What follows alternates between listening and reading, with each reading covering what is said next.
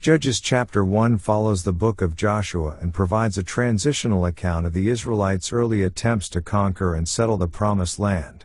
After Joshua's death, the tribes of Israel inquire of the Lord regarding which tribe should lead the way in the continued conquest of Canaan. The Lord directs the tribe of Judah to take the lead and go up against the remaining Canaanite inhabitants. Judah successfully defeats the Canaanites and captures several cities, including Jerusalem. They also conquer the hill country and the lowland regions. However, despite their victories, the narrative notes that they were unable to drive out all the Canaanites from the land, allowing some to remain. The chapter also provides brief accounts of the conquests and challenges faced by other tribes in their respective territories.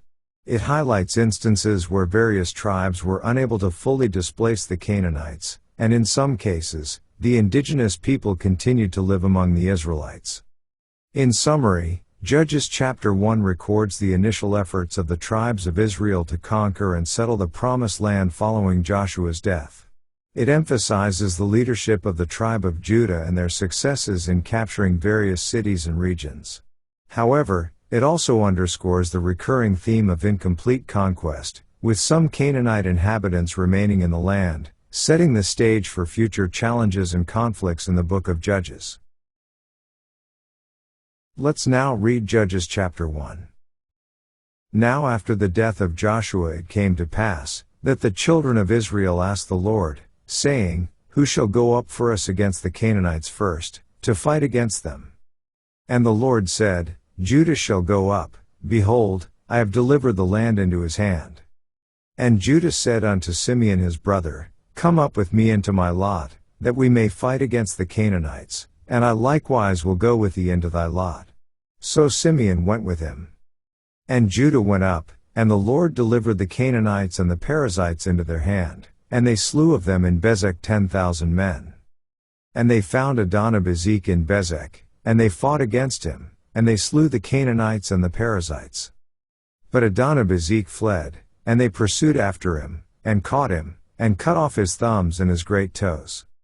And Adonibezek said, 70 kings, having their thumbs and their great toes cut off, gathered their meat under my table, as I have done, so God hath requited me. And they brought him to Jerusalem, and there he died.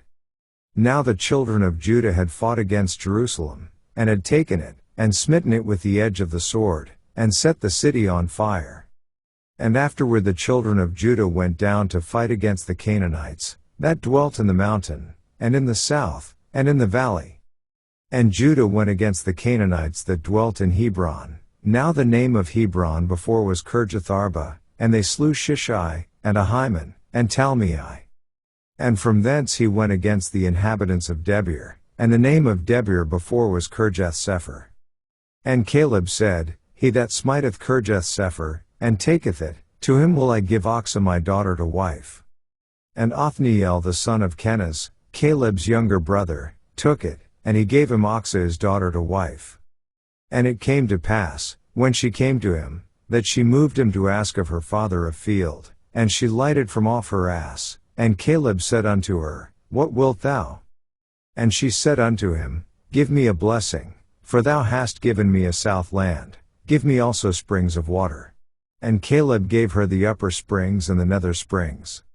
And the children of the Kenite, Moses' father-in-law, went up out of the city of palm trees with the children of Judah into the wilderness of Judah, which lieth in the south of Arad, and they went and dwelt among the people. And Judah went with Simeon his brother, and they slew the Canaanites that inhabited Zephath, and utterly destroyed it. And the name of the city was called Hormah.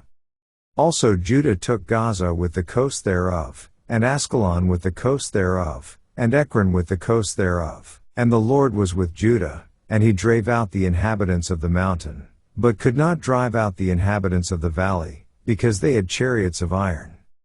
And they gave Hebron unto Caleb, as Moses said, and he expelled thence the 3 sons of Anak.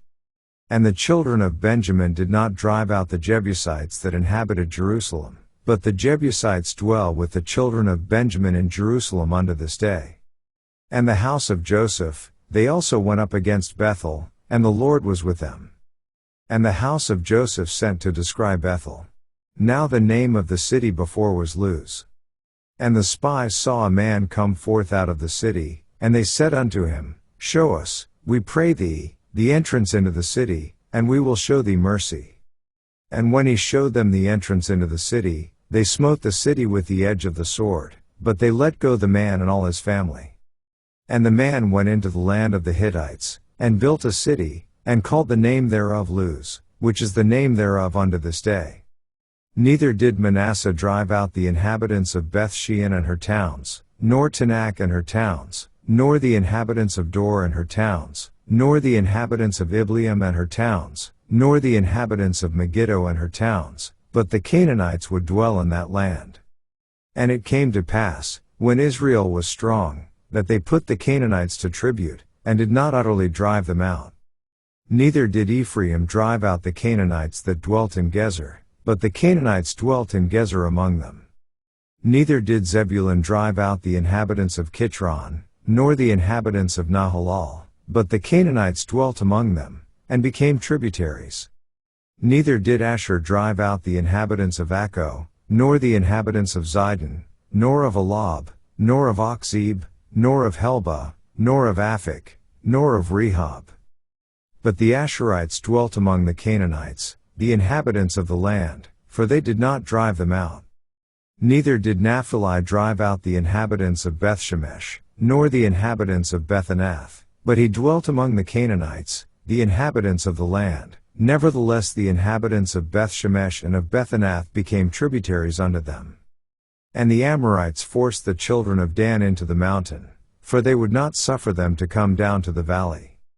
But the Amorites would dwell in Mount Heres and Ayalon, and in Shalbim, yet the hand of the house of Joseph prevailed, so that they became tributaries.